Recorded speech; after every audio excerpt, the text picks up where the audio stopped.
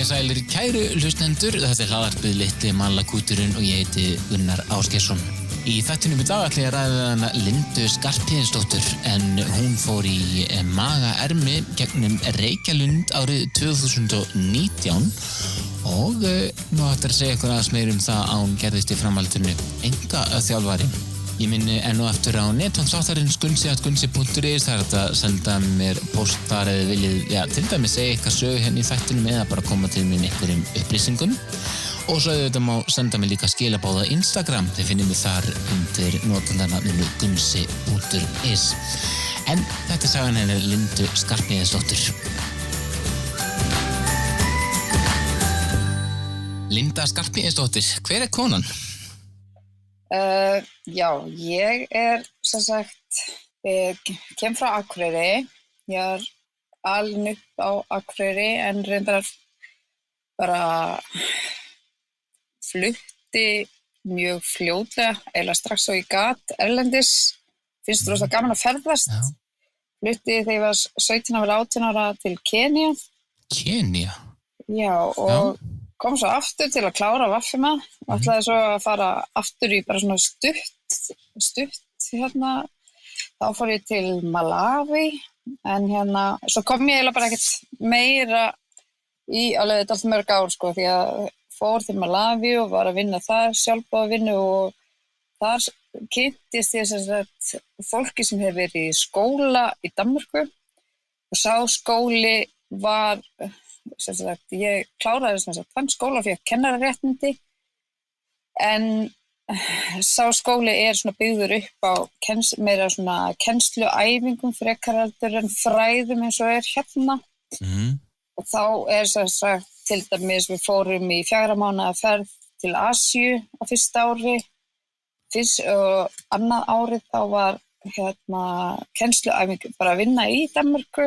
Þriðja árið fór ég til Angola kennsluæfingu og 4. árið fór ég með einni bekkjarsystur minni til hérna Belize í Mið-Ameríku. Þannig að þetta er mjög allt öðruvísi heldur en námið á Íslandi, sko. Þannig þú flytur frá Akureyri, þú ert ekki þá oft, fólk tala stundum það þegar það flytur snemma úr heimabænum, þú varst ekki að flýja neitt hér, vildir ekki bara frekar ævintýragirnin eða? Jú, ég var búin að hugsa, sko, mér var alltaf langað að fara til Afríku, bara þá ég var mjög lítil.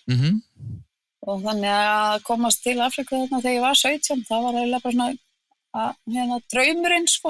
Já, nákvæmlega. Það er eiginlega þannig líka bara eins og allir eiginlega segja að ef þið langar að gera eitthvað svona snemma á lífsleiðinu er eiginlega betra að drífa í því heldur en áður en fólk komið með börn og alls konar. Já, ég er mjög fegin, sko, á sumir einmitt sem ég kannast, sem voru með mér í vaffima, þeir sögðu bara ég ætla að gera þetta bara þegar ég er gamall og ég bara, maður veit þetta ekki hvernig maður verður þegar maður er gamall eða hvort maður verður gamall. Þannig að það er betra og þægilega að gera þetta líka þegar maður er barnlaus. Nákvæmlega, algjörlega, og svo er alltaf talað um þetta þrennt, sko, sem maður þarf þegar maður er ungur, það hafa maður orkuna og kannski tíman, svo verður maður eldri sem maður, þá á maður komið með peningin en og hefur ennþá kannski orku eins og þegar maður er gamall þá er engin orka en þá má kannski pening og tíma. Já, akkurat. Mjög gott svona samspil þar á milli. Já. Þannig að þú hefur brátt góða barnæsku á Akureyri og og ekkert slæmt það að segja. Ég flutti myndinga sjálfur 2019 úr Garðabænum og það er bara mjög fínt að vera hérna, sko. Já. Og rólegt því? Já, algjörlega klálega annað tempo og fólk maður fann það bara þegar maður flutti hingað að að svona einhvern veginn fólk er bara rólegra einhvern veginn. Já, ég flutti svo eftir námið í Danmörku þá var ég að vinna smástund í Tælandi sem kennari og í Danmörku sem kennari en svo komst ég inn í mastersnám sem sagt í Háskóla Íslands og flutti þessum til Íslands en svo breytti ég nú reyndar alveg en stefnu og fór í sérkennslufræði en flutti svo sem sagt eignaðist barn sem hefur verið 10 ára núna og svo var eiginlega sko svona hálfgerð krafa það ef við myndum eignast annað barn þá vildi ég bara búa á Akureyri ef ég þyrfti hvað sem að búa á Íslandi sko, þá vildi ég búa frekar fyrir norðan heldur en í Reykjavík sko.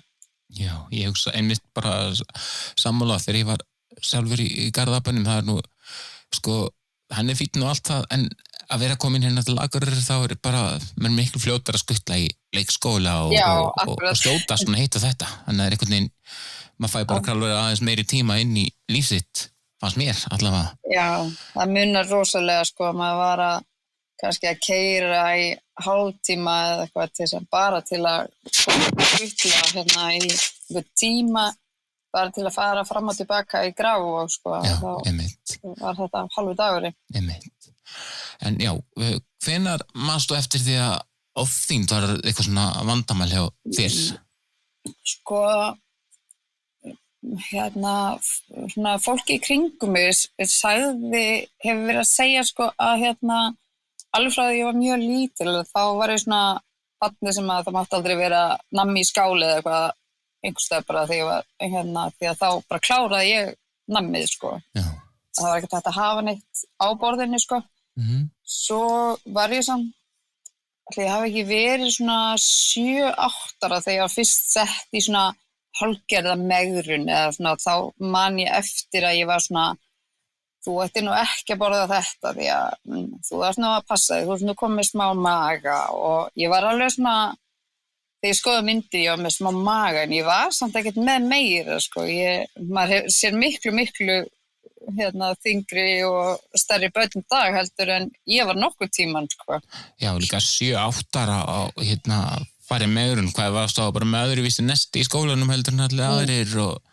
Ég man samt ekki kannski eftir hvernig nesti var en ég man bara þú veist hvernig ég var svona að tala við mann sko. Já.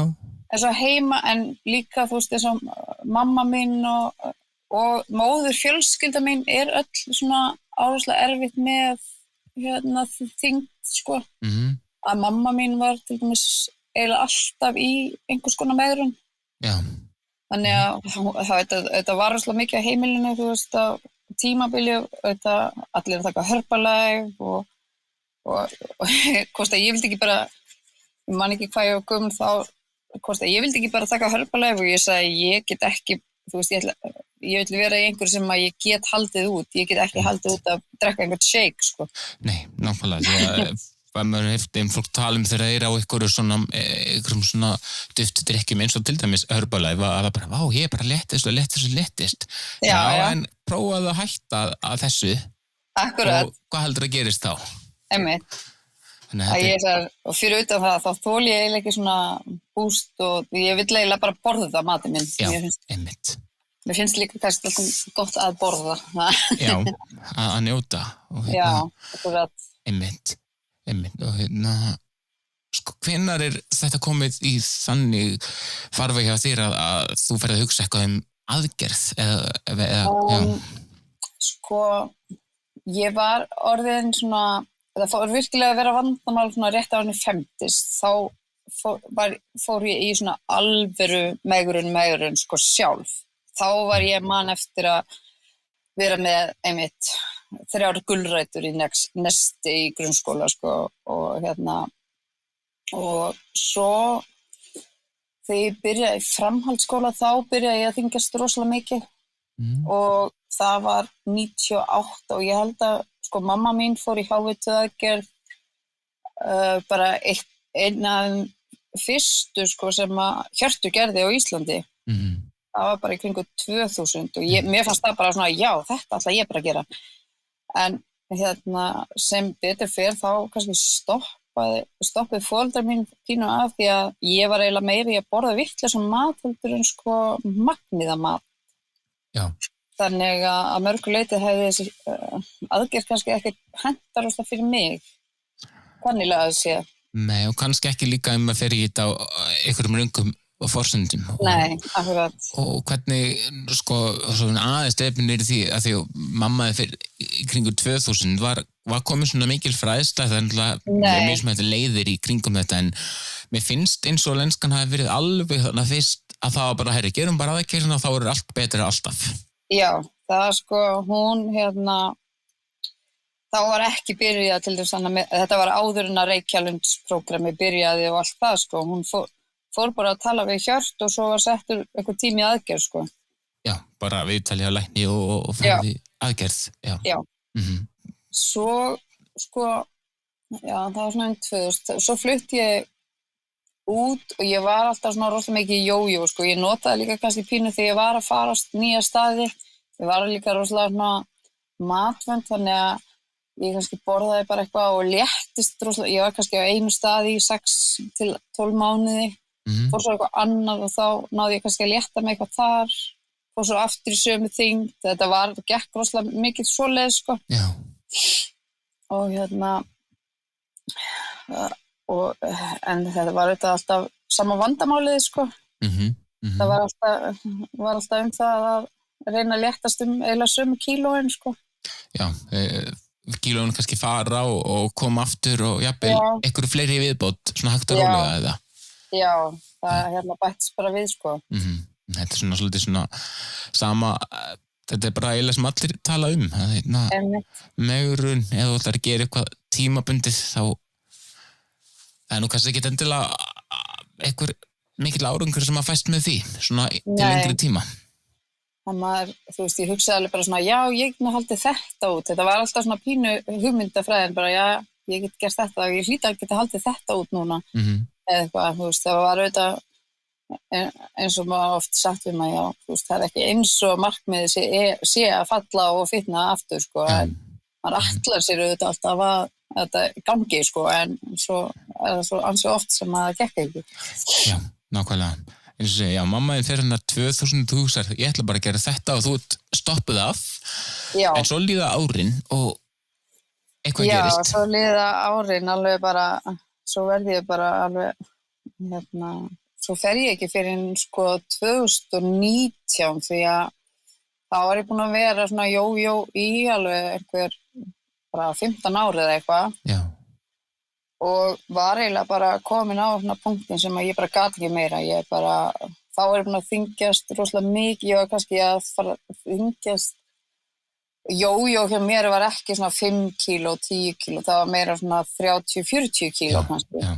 Þannig að þetta var rosalega, þetta var þetta líka bara rosalega mikið álag fyrir líkamann, mér var orðið rosalega illt í stoðkerfinu, ég kom með vefjagigt og bara, mér leið bara rosalega illa, bæði líkamlega og andlega. Þannig að mér fannst bara, ég hugsaði bara þetta, það bara ekkert annað, fannst mér í stöðunni lengur, sko, að ég var búin að reyna eiginlega bara allt og ég held hugsanlega að sé líka aldrun, það bara varð alltaf erfiðar að léttast, sko. Að þarna þegar ég var 2019, þá var ég orðin alveg 37 ára, sko. Og þá bara, þetta eiginlega bara gekk alveg, mér fannst ég bara vera að borða voðalega lítið og mér sé borðað voðalega holt og eitthvað, en það bara gerist voðalega lítið meðan við, og mér fannst ég vera rosalega dugleg, sko. Þannig að ég ákvaða eiginlega, þetta væri eiginlega svona, það væri síðasta auðvitað sem maður gerir, sko, maður auðvitað búin að prófa allt annað, sko. Já, ég veit ekki neitt sem að hefur aldrei prófað nýtt og hoppa sér eftir svona aðgerð. Nei. En þegar þú ákveður þetta, hvað gerir þú? Ég, sem sagt, fer og tala, sem sagt, við bara minn heimilislækni og ræði hans við hann og segi bara, ég bara sé alveg strand, sko, og hann sendir bara beiðni til Hjartar og Hjartar hringi bara í mig. Já.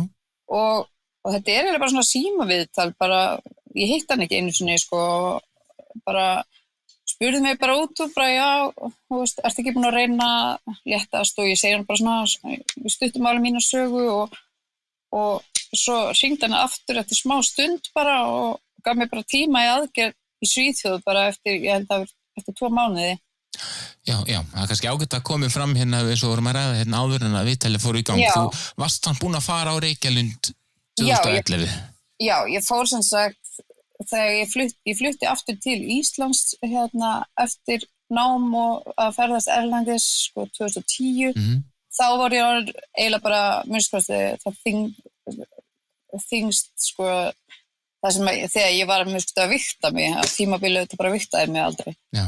Og og þá fór ég og sótti að fara á Reykjalund og komst inn og svo var eiginlega búin út að ég var búin að léttast þá rosalega mikið þegar ég komst inn, því að þá hefði ég verið á einu kúr, sko. Já. Og var orðin bara nánast í kjörþyngd þegar ég komst inn á offituprógramið á Reykjalundi, sko. Þannig að það var auðvitað aldrei hugmyndin að fara í aðgerð, þetta er bara að nota fræðsluna en svo bara hélt þetta áfram, sko, eftir að eignast börn og svoleiðis, þá var þetta eiginlega bara ennþá eiginlega erfiðara að léttast og þetta er bara svona vítahringur, sko, eins og flesti vita, sko. Jú, einmitt. Og það er hann á 2019 sem að Hjörtur bara hringir í þig og býður til útlanda ef svo má að þau komast. Já, þetta var rosalega svona, ég bjóst þetta að þá myndi koma einhver þvílíkur biðtíminn, sko. Þess vegna þá var ég alveg bara svona, já, getur komið 20. mars eða eitthvað, ég bara, bara strax. Já. En þá fer ég bara, þangað til Svíþjóðar og fyrir aðgerð þar. Já, og þetta er 3 mánaða fyrirvari og hvernig leiðir svona þetta símtali búið? Bara hann kveður þig og þú bara, ok, ég er að fara eftir 3 mánuði. Já, það var rosalega skrítið, sko. Ég hringdi í manni minn og bara, heyrðu, ég bara, við þurfum að redda einhvern og hann bara vinna rosalega mikið og ég bara, við þurfum að mamma fer með mér út og við erum að redda einhvern veginn krökkunum og við finnum einhvern veginn út þessu en ég er bara að fara út í aðgerð og bara það var svona voðalega þetta var skrítið en svona léttir samt, sko. Ég var mjög fegin að þurfa ekki svo að bíða í kannski hugsanlega í 2 ár, sko. Já, einmitt. Og sko að því að nú sjálfur börn, sko, þá spyrir nú yfirleitt svona barnafólki að þessu líka þarna 2019 þegar þú ferði aðgerðina, þarna ertu með ungt barn. Já. Hann var sko að verða bara að verða 2 ára. Að verða 2 ára, einmitt. Já. Og þarna er ekki alveg komin skilningurinn hjá börnunum, bara mamma var í aðgerð og þá mamma getur ekki haldið á þér og mamma getur ekki. Nei, það var mér fannst bara þessi, þú veist, gekk rosalega vel, sko, bara eftir, mér fannst ég rosalega fljóta að jafna mig, þú veist, auðvitað var maður ekki að halda rosalega á þungu eða eitthvað svoleiðis en mér fannst ég rosalega fljóta að jafna mig. Já, Og það gekk allt bara svakalega vel, þú veist, mér fannst ég var ekki svona, ég var léttist eitthvað ógeðslega mikið fyrst, mér fannst ég bara svona jafnt og þétt léttist bara ákveðin mörg kíló bara eiginlega á hverju viku, sko. Já. Og ég þurfti að léttast ég held ég að við lést einhver 40 kíló samtals. Já, það er bara alveg talsvert. Já, það er bara, ég segi alltaf bara því að þú veist þessu margir sem léttast miklu meira, sko. Já, það er kannski svona bara, eða þú veist, þetta er ekki bara. Nei, eins og ég segi líka, þetta er ekki bara upp á það, það er líka að spyrja sig hvernig fólk var kannski áður og að mismikið sem fólk þarf að missa. Já, akkurat. Ég er líka mjög lágvaxin, þannig að 40 kíló er alveg, eins og ein vinkona mín kallaði, það er ein svona tælensk manneska. Svona lítil. Já, og þó að segja sko, ég er persónulega rosalega mikið á móti þessum BMI-stuðli þegar það er verið að ræða einstakling. Já. Það er kannski alltaf lægi að þú hugsa þessi þjóðir svona í BMI-stuðli en sko það vantar rosalega mikið inn í myndina að þið verið að tala BMI-stuðli á einum einstakling. Bara þyngd og hæð er ekki það sem að við veitum ekkert hvernig einstaklingur það er. Nei, akkurat. En Hjörtur vantilega ræði við þið, var það þannig í símanum þegar hann ræði við þið sko hvers konar aðgerð hendi þér?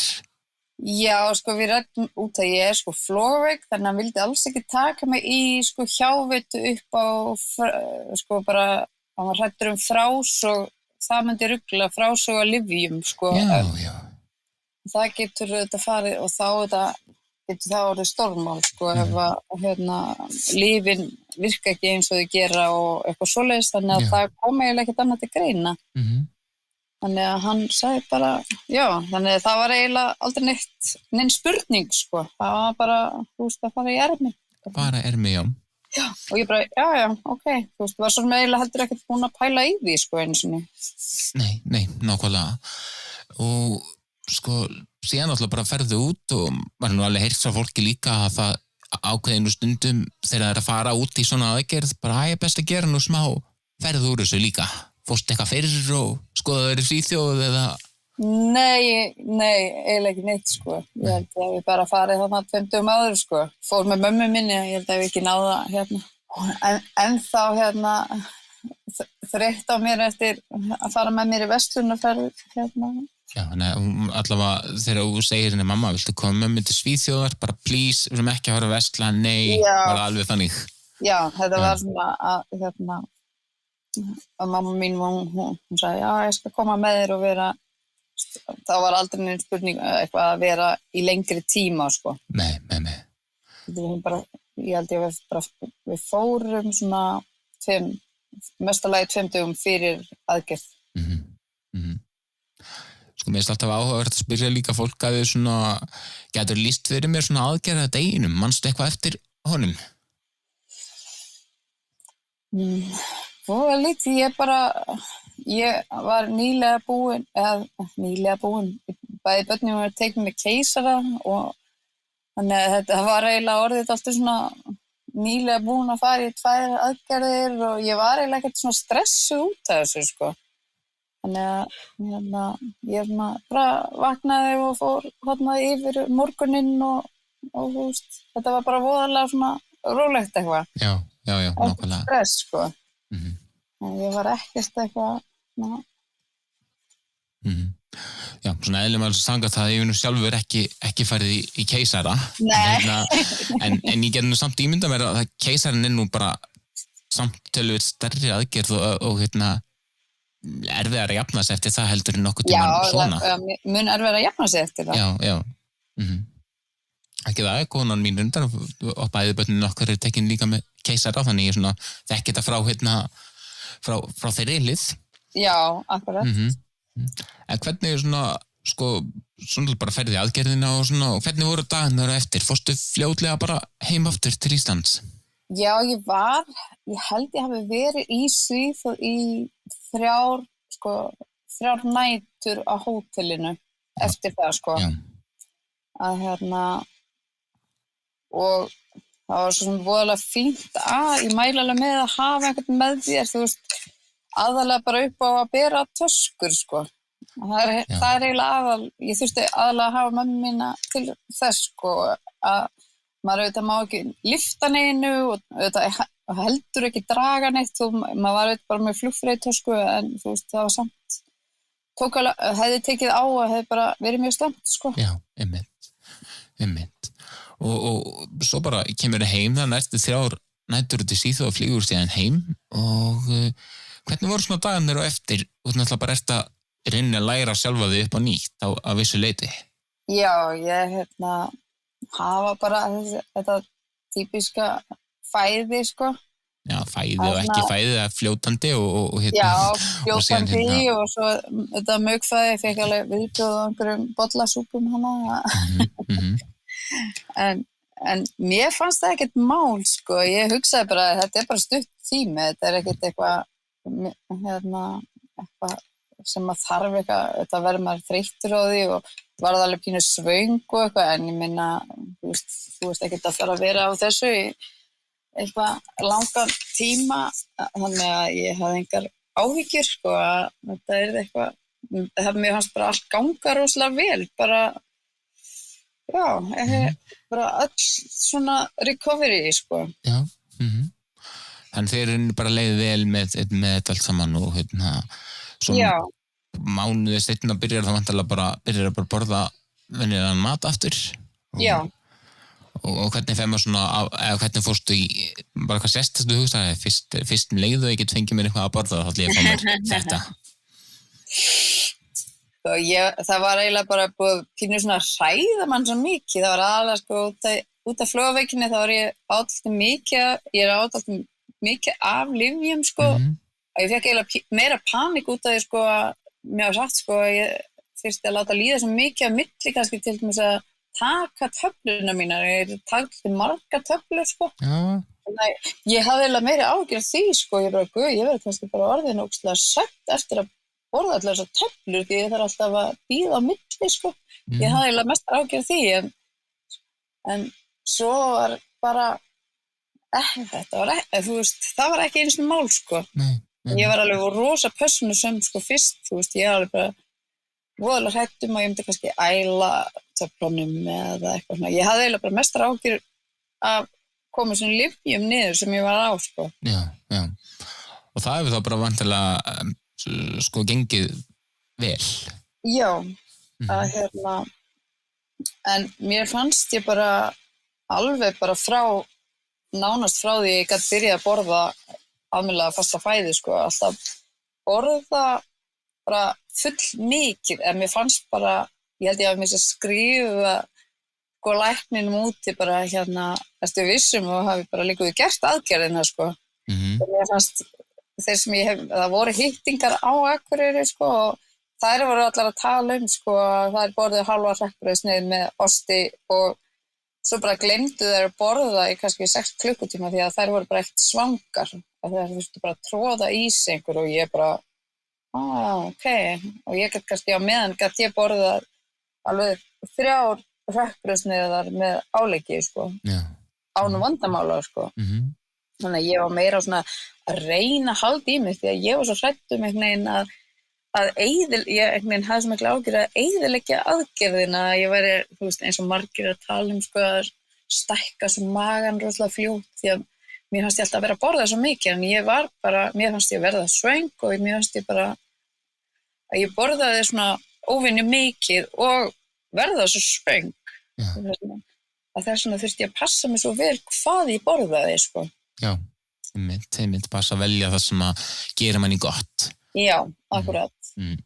Það er einmitt líka sko eins og við nú rætt áður þessum þætti með þetta er eiginlega lykil sko orðið með af hverju á læknamálinu eða á Landspítalanum. Það er aldrei talað þar sko hjáveitu eða með eitthvað, það er svona yfirheitið efnaskipta aðgerð. Já. Því að það er nefnilega nákvæmlega það sem þetta og þegar þú ert búin í þessari aðgerð og finnst þú vera endalaust svöng, það er náttúrulega bara efnaskiptin að rugla í þér í rauninni. Já, akkurat. Líka minn að kalla á bara hei, hvert er þyngdin sem ég á að vera í, hvert er hún að fara? Þú ert svöng, borðaðu, þú veist, en nú eru að verða komin, eða eru komin 5 ár þá frá sinni aðgerð núna. Já. Já, og bara hvernig staðan í dag með það allt saman? Sko, það er bara, ég bara út af því að mér fannst ég borða svona mikið alltaf og þurfti að passa mig svo mikið hvað ég borðaði.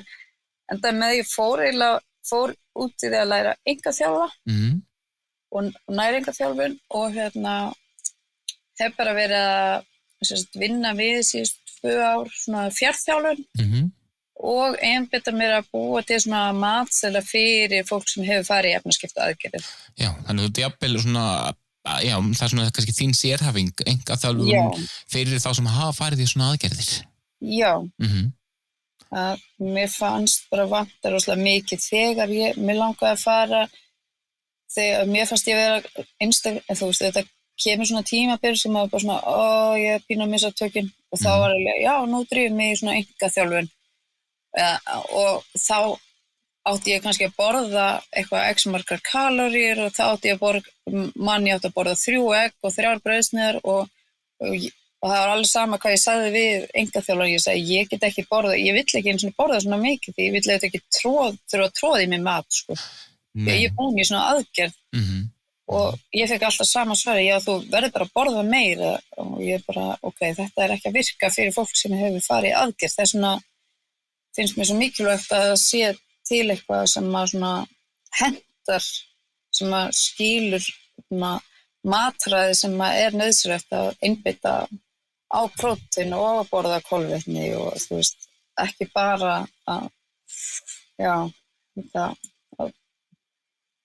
öllu þessu magni af mat þó að það hentu þetta fólki sem er með venjulega stærra maga, skilurðu. Einmitt, og það líka sem að fólk hefur oft sagt við mig með svona og ekkert endilega fólk sem í yfirþyngd og ekkert endilega fólk sem búið að fara í svona aðgerðir en það hefur lendið því hjá hengaþjálfurum einmitt að að það ekki nægilega mikill skilningur á ástandinu í rauninni að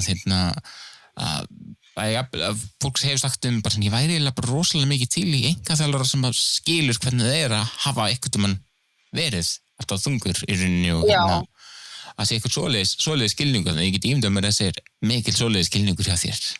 Já, það þetta munar rosalega miklu. Ég hefði mitt líka vilja komast í einkaþjálfun þar sem því að þetta kannski ekki að þetta alhæfa sko, en þetta flestir eru þannig sem að flestir einkaþjálfarar eru ekki sem hafa verið alltaf þungir alla ævi sko. En mér fannst bara munar svo miklu að fá svona, mér fannst það vantar svo mikið svona skilning á að hvernig líka bara fólki líður sko. Einmitt. Þetta ekki bara líkaminn og hvað þú borðar og svona, þetta bara hugur og líkaminn, þetta rosalega stórt samspil þannig á milli. Já, akkurat. En já, nú eru 5 ár frá þinni aðgerð og þegar við hugsaðum tilbaka, varstu bara ánægð með allar undirbúningin sem þú fékkst fyrir þessa aðgerð, þannig að fórstu á Reykjalund þarna nokkuð mörgum árum áður, en það hefur væntanlega ennþá svo reynsla bara nýst, eða hvað?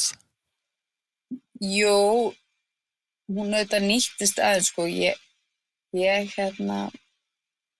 veit ekki hvað maður hefði svo sem vilja fá meira út úr þessu, Mér fannst rosalega fínt að fara þangað, sko.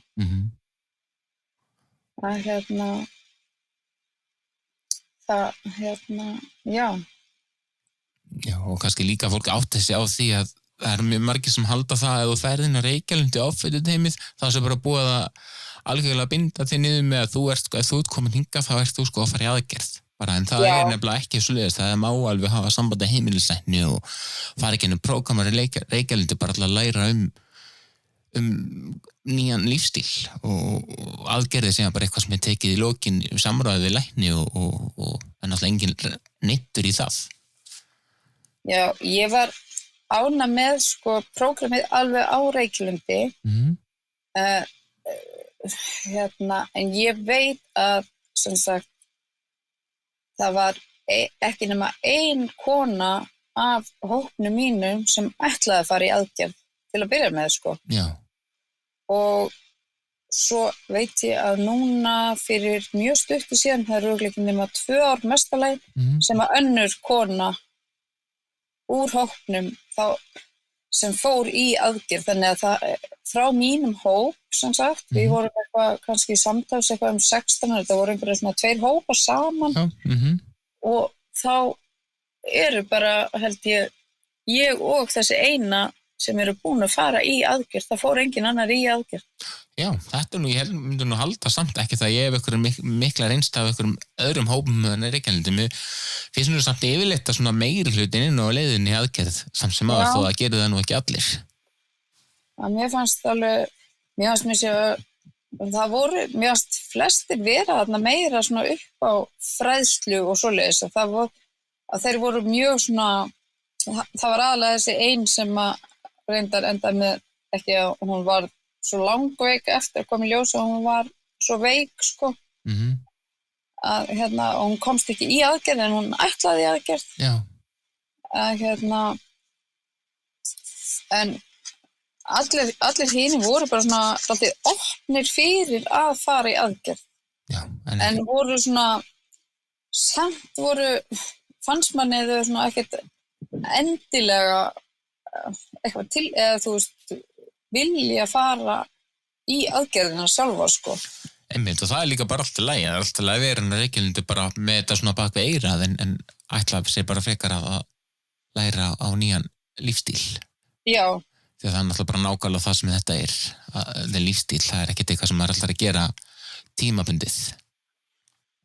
En svona með sjálfa þig, sko, ef þú hefðir nú ekki farið því inn í aðgerðina og hugsa bara að ég ætla bara að gera þetta sjálf, svona, hvað myndirðu halda með þig í dag og þetta lýsa þínu ástandi í dag? Ég held sko að ég yrði bara áfram í þessu jójó dæmi sko.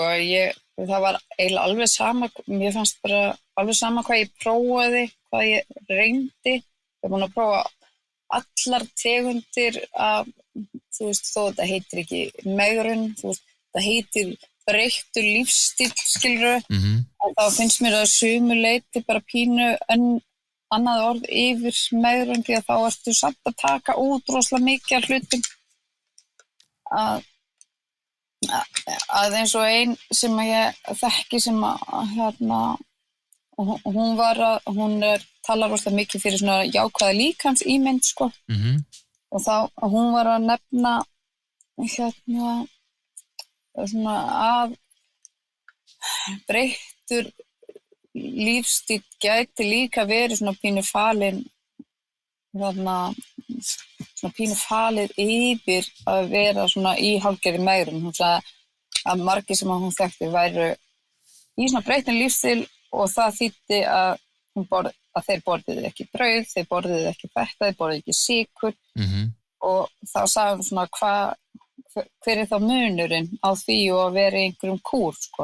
Já, nákvæmlega. Það sem allavega ef ykkur spyr mig að nákvæmlega þessu, þetta nú eitthvað sem að fólk ræður nú stundum við mig, sko, lífsstíll allt sem að þú gerir, sko, ef þú ætlar að vera Herbalife það sem eftir lífsins, þá það lífsstíll, þú veist. Já. Og ef þú ætlar að vera bara einhverjum borða bara kál það sem eftir ævinnar, þá það viss lífsstíll, en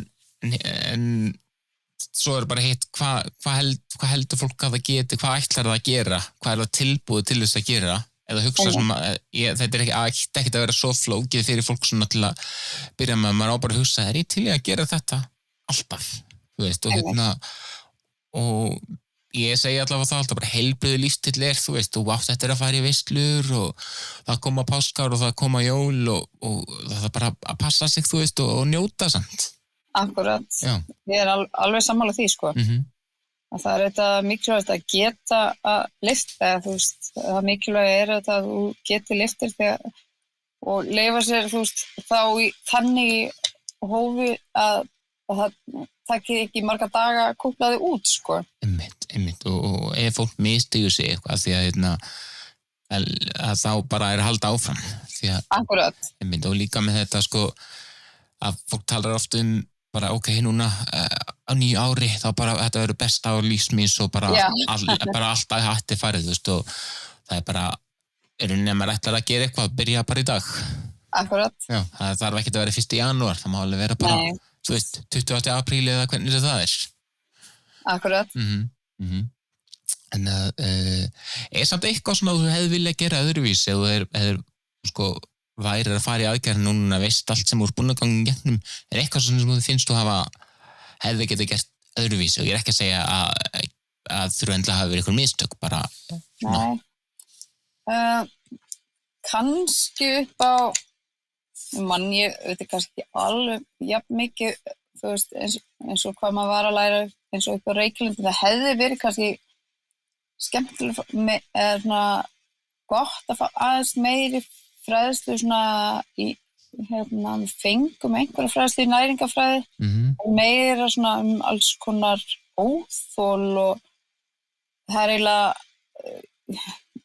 ég þoli flest sko, en maður var ekki svona eða maður til dæmis ég get ekki borðað hvítt hveiti og alls konar svona það nokkru hlutir sem maður bara ég lít út eins og ég sé komin einhverja 5 mánuði á leið sko, og þá hef ég bara óvart borðað pizzabót með hvítu hveiti.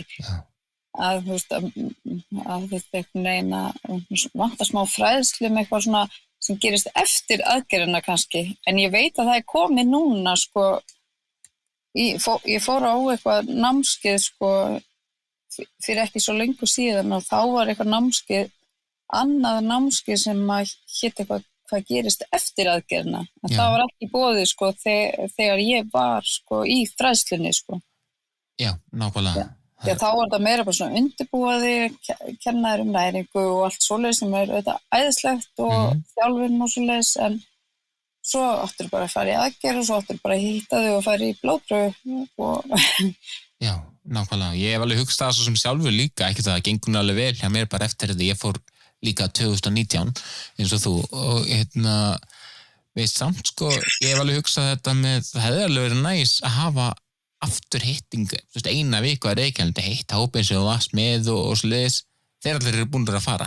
Veist, og þá svo margt sem að fólk hefur alls konar spurningar þá og getur rætt sína á milli og þá yfirleitt nú alltaf þannig að fólk býr til einhverjar Facebook-grúppur þegar það kynnist inn og svona Reykjavík og svoleiðis en og fólk spurningar þar kannski á milli en það verður einhver önnur stemming þegar fólk mætir aftur svona, myndi ég halda maður myndi mæta aftur í eitthvað svona prógram sem þú varst í áður og... Já, ég held að það verður rosalega góð hugmynd sko. Það myndið búið að kíkja í eitthvað svoleiðis að Reykjavík bara já ég er alveg til í það þó að mann finnist ekkert eitthvað ganga illa það er bara gott að kíkja á Reykjavík líka Já. Allir gott á því Algjörlega, en svo hitt sko með fordóma, ég bara eiginlega, þú veist, það hefur aldrei neitt sagt mig að hann hef ekki orðið fyrir fordómum þyngdar Nei, akkurat En finnst þér samt eitthvað eitthvað input sem þú hefur á þá er fordómar þér hefur við lent í fordómum svona eftir á til dæmis Eftir aðgerð? Já, ég meina eftir aðgerð með að fólk er að lýsa því þá hvernig þú varst orðin og svona, það er ekkert allir tilbúnir að segja að fólk getið syndana innan gæsalappa með það er of þungt, en... Já, meina,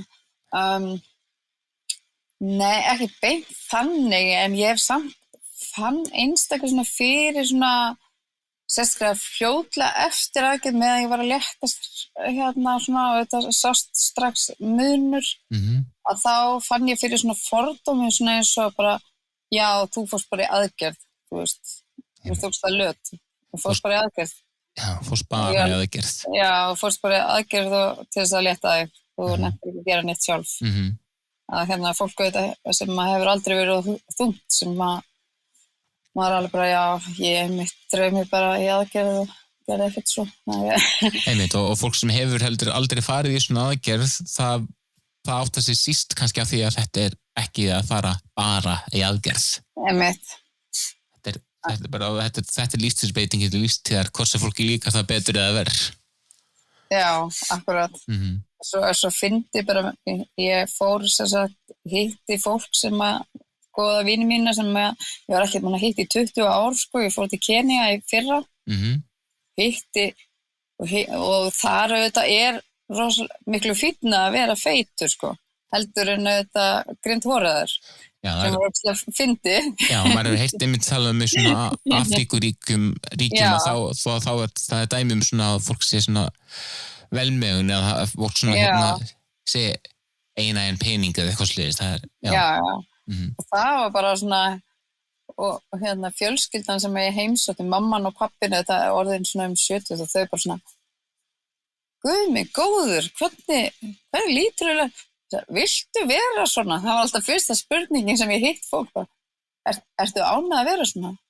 Þú ert bara helmingi minni heldur en síðast ég sagði já, en þú veist síðast þá var ég bara alltaf þú Já, en þú varst nú samt allt í lagi, þú veist, hjá þeim þá er þetta alltaf lagi, sko, en aftur á móti þegar maður var á Íslandi, þá lendi maður í þetta fordómi við að hvað maður verið alveg svakalega mikið og feitur, þannig að þetta er rosalega skrítið svona að vera milli menningar heima, sko. Já, og líka gaman að hugsa til, sko, ekki gaman, bara svona fróðilegt að hugsa til þess líka að vissulega hefur bara heimurinn eða fólk bara í heiminum það fólk að verða í rauninni þyngra og maður þarf að geta að fara mjög langt aftur í tíman kannski, ég veit ekki hvort það er eins og 100 árin, ég sá eitthvað staðar það að þá var bara eitthvað sem var þú veist, aðlis var held ég bara 150 kíló eða eitthvað það var bara atriðið sirkus fyrir 100 árum það var bara, hérna kemur þessi sem er svona miklu stærri en allir aðrir og þannig að þetta er þróast í alls konar áttir og með svona svona, það náttúrulega eitthvað sagt í dag að fólk gert að einhverjum sirkúsdýrum. Já. Já. Hefur eitthvað komið svona, einhver eftirsjá með það valið það að fara í aðgerð?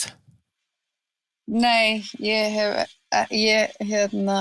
eiginlega sko, ég var líka með svona pínu fordóm, ég get alveg sagt að ég var líka alveg svona, eftir að hafa ákveðið að fara þarna ekki aðgerð í kringum 2000 og ég ætlaði sko að gera þetta sjálf og allt svo leið sko, búin að léttast og svo þingjast og léttast nokkur sinnum sko og ég get þetta, ætla að gera þetta bara hörkunni, ég hlýt að geta þetta eins og allir aðrir og eitthvað. Ég var alveg komið með líka smá fordóma, ég bara, jú, ég get þetta, ég þarf ekki að fara í svona aðgerð og eitthvað. Og en ég sé eiginlega eins og, ég sé að marga á netinu segja bara, ég sé eiginlega meira eftir að hafa ekki bara farið hans fyrir sko. Já.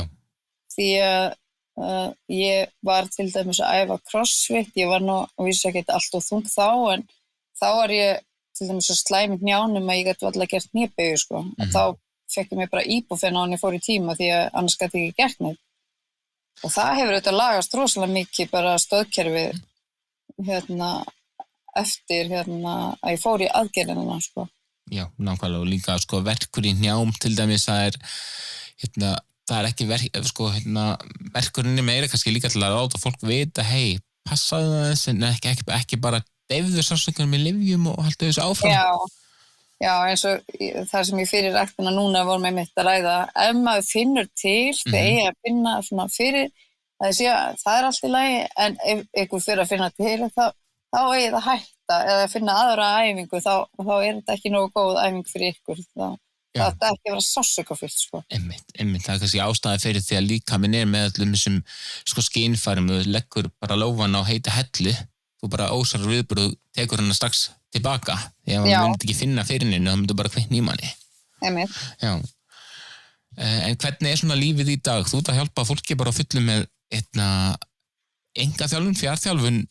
Já, ég mest með fjarþjálfun, svo er ég reyndar nýbyrjuð, ég er búin að taka eina stelpu og hún hefur mér sér ekki farið í aðgerð, en ég er með heima fína aðstöðu heima sko í skúrnum og þannig að það er möguleiki að taka heim sko, en ég er aðalega verið í fjarþjálfun sko. Já. Og til að koma því að framfæri hérna alveg strax að þetta er ekkert sponsaður þáttur, þú ert ekkert að kaupa henni umfjöllunina, en ég ætlaði samt bara að bjóða þér að segja frá því hvernig fólk getur haft samband við því, að ég veit að það eru margir sem að vilja hafa eitthvað, geta leita til eitthvað sem hefur farið í svona aðgerð eða ekkert endilega farið í aðgerð, heldur bara veit hvernig það er að vera í yfirþyngd. Já, mér finnst einmitt munna miklu að maður svona skilur hlutina betur ef að maður hefur sömu reynslu að því auðvitað. Já. Og hvernig getur fólk svona haft samband við þig? Það er eiginlega langt best að senda mér bara persónulega skilaboð á Facebook, bara Linda Skarphéðinsdóttir sko. Já. Þetta er bara hvetjum fólk til að heyra í þig eða vill hafa eitthvað svona sem getur leita til með mataræði og hreyfingu. Já, það er að ég hef bæði verið að gera svoleiðis og svo líka var að gera svona gefa svona fyrst þetta matarplön, þetta er meira bara svona hugmyndir af mat og þá er það hugmyndir af mat sem henta vel eftir aðgerð. Já. Það er alveg líka fólk haft áhuga á því. Nákvæmlega. En svona öðru leyti fyrir utan það að þú ert að hjálpa fólki í þessu, hvernig er svona bara lífið í dag? Það er bara fínt. Ég vakna klukkan rúmlega 5 á morgnana og æfi í bílskúrnum og er aðalega að lyfta, ég verð að byggja upp vöðva og svo setja ég krakkarna í skólan og fer stundum á æfingu aftur sko í bæ. Já. Og er menntaður sérkennari en er ekki að vinna við það í augnablikinu. Er núna að koma svona rútinin að fara í Airbnb-feelingin, er með eitt herbyggi í því. Þannig að ég er með alltaf svona seasonal vinnu. Já. Það bara gengur bara vel, sko. Linda Skarphéðinsdóttir, kærar þakkir fyrir að segja þína sögu hér í þættinum. Bara takk sömuleiðis.